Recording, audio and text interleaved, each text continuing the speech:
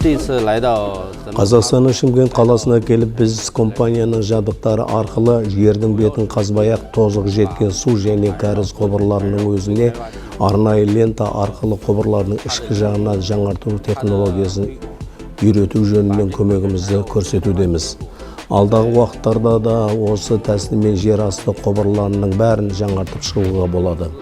Біз Қытайда 20 жыл бойы осы технология бойынша жұмыс жасап келе жатқан бірден-бір компаниямыз.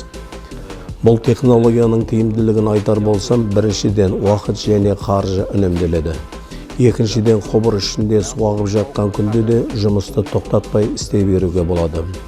Біз Хэбэй Хуанши компаниясы арқылы осы технологияны үнемі дамытып отыруға әрдайым дайынбыз.